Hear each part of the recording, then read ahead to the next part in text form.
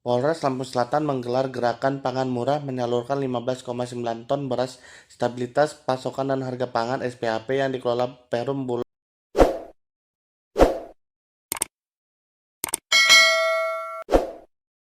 Kamis 14 Agustus 2025. Penjualan beras dilakukan secara simbolis oleh Kapolres Lampung Selatan AKBP Tony Kasmiri bersama pejabat utama dan tamu undangan sebelum dibuka untuk masyarakat umum. Kegiatan gerakan pangan murah GPM ini digelar di 14 titik di wilayah Lampung Selatan. Warga antusias mendatangi 14 titik tersebut. Program ini berhasil membantu masyarakat mendapatkan kebutuhan pokok dengan harga terjangkau dengan harga 11.500 per kilogramnya. Dari stok awal 26,5 ton sebanyak 15,9 ton beras terserap oleh 1.540 pembeli di 14 lokasi termasuk Polsek dan KSKP di bawah jajaran Polres Lampung Selatan.